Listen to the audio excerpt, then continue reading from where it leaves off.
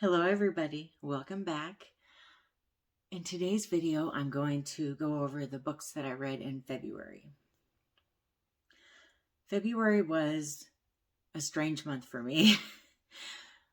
I had just moved into my house and things just felt very up in the air. I had a really hard time reading. I typically read before I go to bed at night, but I had a hard time doing that. I was so tired. By the time I laid down, I was falling asleep right away. And the first book that I read was Fiona and Jane by Chen. And this book is a coming-of-age story about two friends named Fiona and Jane. It's a series of short stories, and I started reading it at the beginning of the month and did not finish it until the 28th of February. You know how sometimes you read a book that you just can't put down? I had the opposite issue with this one. I could put it down, and when I wasn't reading it, I wasn't thinking about it. It was hard to remember to pick it up. It was hard to want to keep reading it. There was parts of it that were enjoyable, but I didn't feel that it was really a coming-of-age story so much. And it was kind of odd. It was a series of short stories, yet none of them could really stand alone. They weren't really in order. They were kind of a mishmash of stories. The characters that I found interesting and the storylines that I found interesting all seemed to fall off very quickly. And the things that I wasn't interested in and the characters I wasn't interested in seemed to be around for a long time in the book. With that said, I don't recommend it. I give it 2 stars.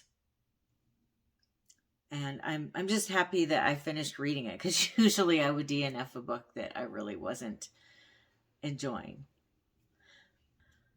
The rest of the books that I read in February were all audiobooks. The first audiobook that I read was 6 Years by Harlan Coben. And just as a little side note here, the rest of the books that I read in February were all Harlan Coben books. There's a certain tempo to his books that I really find enjoyable. And even the books that I didn't like as much as some of the others, I still really enjoyed. And I find them very pleasing to unpack to, or do things around the house, drive, that kind of thing. I definitely recommend his books as just a fun way to pass the time. I feel like Harlan Coben books are the kind of books that people that don't enjoy reading as much would enjoy. I think that it's also fun to maybe read some of the ones that were turned into movies or a mini-series for Netflix so that somebody can watch them after. But I will say with Harlan Coben, the rereadable factor is very low, because once you've heard the story or you know the twist at the end or who done it, it kind of takes away from that. And they are very high adventure. You do have to pay a lot of attention to what's going on. There's little hidden clues throughout, but they are definitely a fun read. 6 years have passed since Jake Fisher watched Natalie, the love of his life, marry another man. 6 years of hiding a broken heart by throwing himself into his career as a college professor.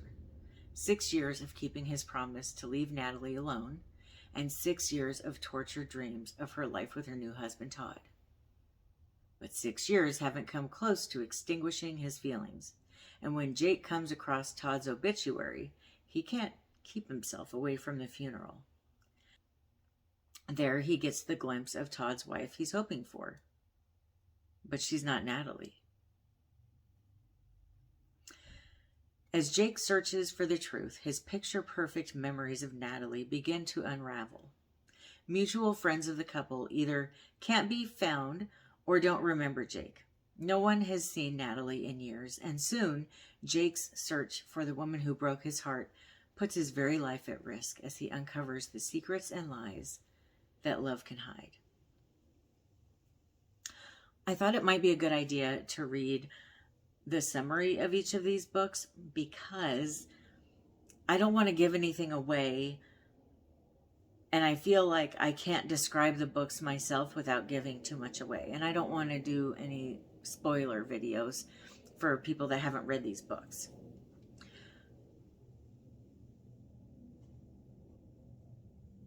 I found this book to be enjoyable while I was reading it.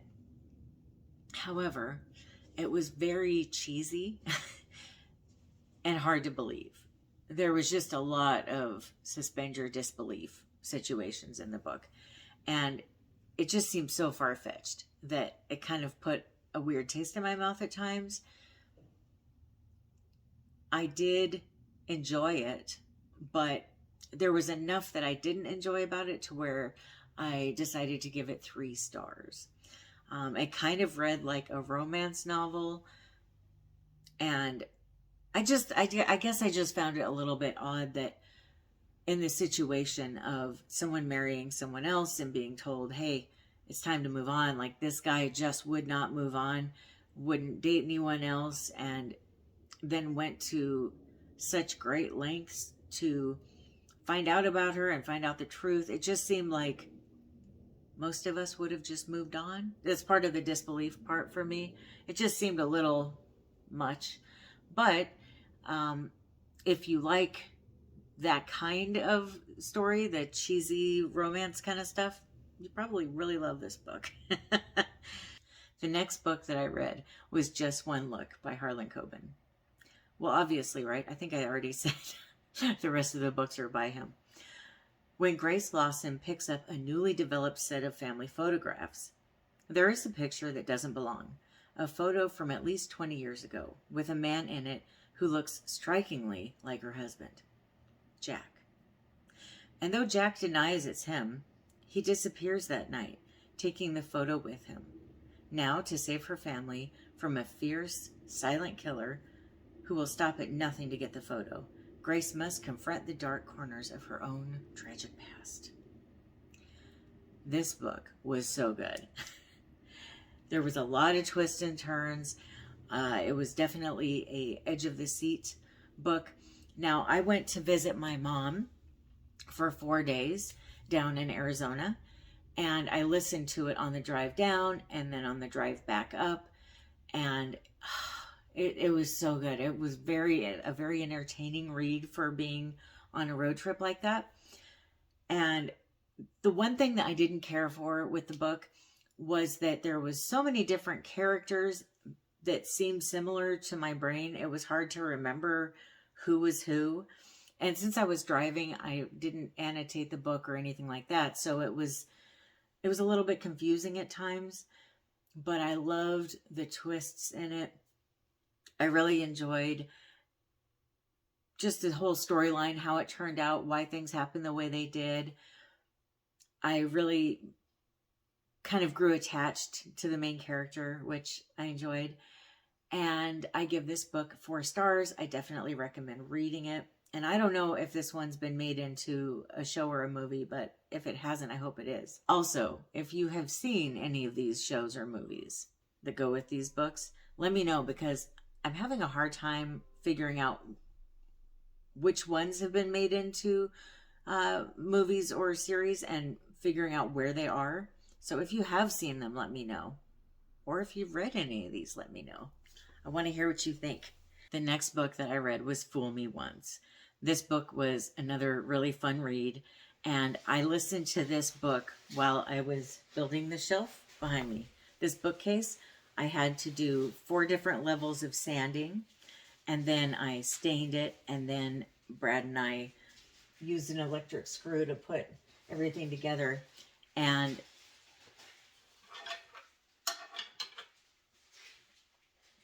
it was so wonderful to listen to this book while I was doing all of that. I wonder if I'll always think of these different books when I think of these different memories. Like, will I always think about that book when I look at this shelf? I don't know. Former Special Ops pilot Maya, home from the war, sees an unthinkable image captured by her nanny cam while she's at work. her 2-year-old daughter playing with Maya's husband, Joe, who was brutally murdered 2 weeks earlier. The provocative question at the heart of the mystery: can you believe everything you see with your own eyes, even when you desperately want to? To find the answer, Maya must finally come to terms with deep secrets and deceit in her own past before she can face the unbelievable truth about her husband and herself. Can you imagine what that would be like to have your significant other be brutally murdered and then find them, like see them on a nanny cam or a video that you know was just filmed recently, still alive?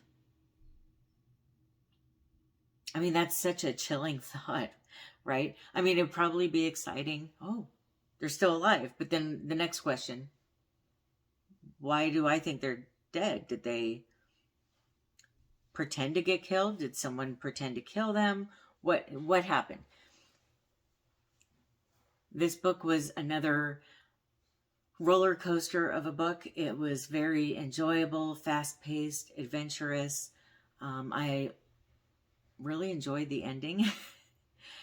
And let me know if you've read it, because I'd love to know what you thought of the ending. If you haven't read it, I definitely recommend this one. This book I give 4 stars to as well. And the last book that I read in February was Play Dead. Theirs was a marriage made in tabloid heaven, but no sooner had supermodel Laura Ayres and Celtics star David Baskin said "I do" than tragedy struck. While honeymooning on Australia's Great Barrier Reef, David went out for a swim and never returned. Now widowed and grieving, Laura has 1,000 questions and no answers. Her search for the truth will draw her into a web of lies and deception that stretches back 30 years. While on the court at the Boston Garden, a rookie phenomenon makes a spectacular debut. ...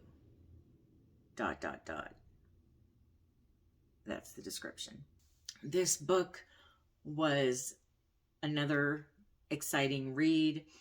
It was pretty cheesy at times, and at certain times it was very predictable. It seemed pretty far-fetched. I mean, I guess that's kind of how some of these stories would almost have to be. Now, this was Harlan Coben's first book, and he had mentioned at the beginning that it was his first book, and to please be kind of gentle with it when you're reading it. I can see, though, why he mentioned it, because it, in my opinion, it just wasn't as good as his other books. It just didn't have that flow that they normally have, and the characters just kind of felt off to me.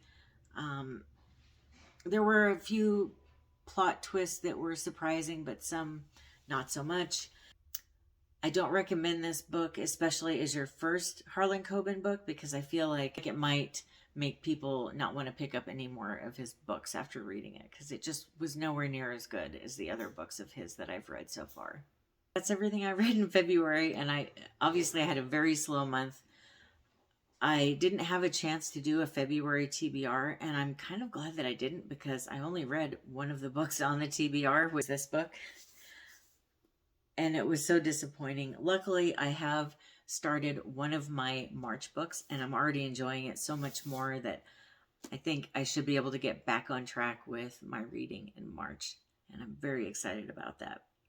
I'm going to be posting my March TBR video on Friday, so be sure to tune in for that. Thank you so much for watching. I hope you have a wonderful rest of your day or night. Happy reading. Bye.